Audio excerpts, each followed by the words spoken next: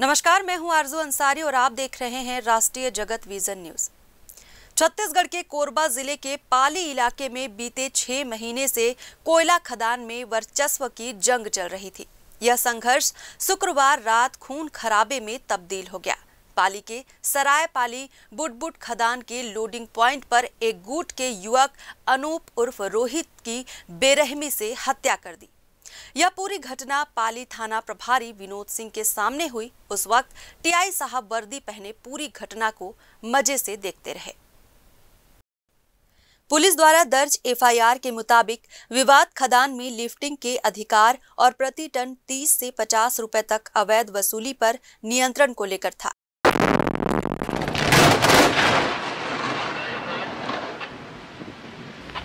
पूर्ववर्ती भूपेश बघेल सरकार के कार्यकाल के दौरान भूपेश बघेल के करीबी सुपर सीएम माने जाने वाली सौम्या चौरसिया और कोयला कारोबारी सूर्यकांत तिवारी के नेतृत्व में शुरू हुआ।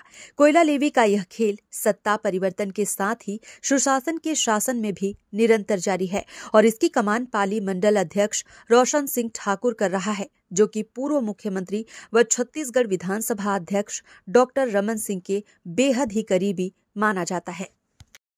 दर्ज एफआईआर में इस पूरे मामले में 2 गुटों के बीच लंबे समय से तनातनी चल रही थी। एक गुट का नेतृत्व अनिल जायसवाल कर रहा था, तो दूसरा गुट बीजेपी के पाली मंडल अध्यक्ष रोशन सिंह ठाकुर के पक्ष में था।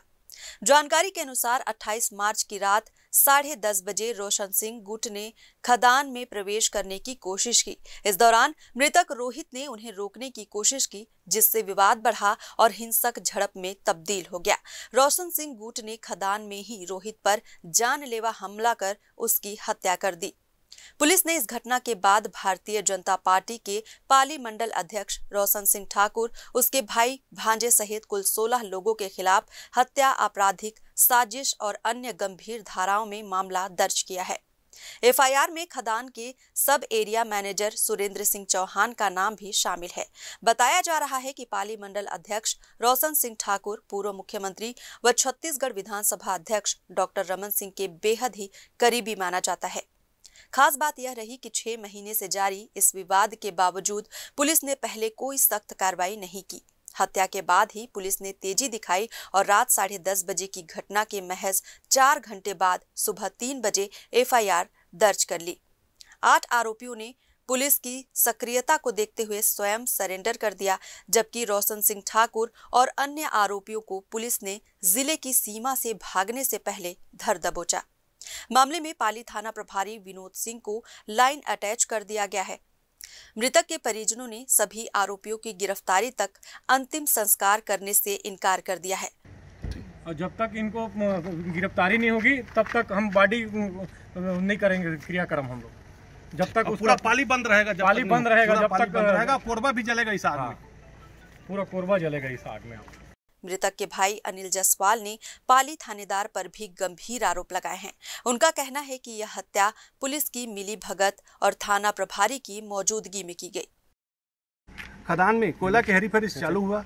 रोशन सिंह ठाकुर सबेरिया से मिलकर स्टीम कोयला का सप्लाई करता था। उसको वो चाहता था कि सिर्फ मैं इस खदान में मैं बस काम करूं और कोई काम मत करे, मैं बस काम करो, कोई काम मत करे। उसी के चलते सबेरिया को पैसा देता था, टीआई को पैसा देता था और इन्हीं लोगों के मिली भगत से इस कचकच को हटाओ कह के सबेरिया और टीआई के सामने यानी मिली भगत से रोशन सिंह ठाकुर और उसके साथियों ने मेरे भाई को मारा।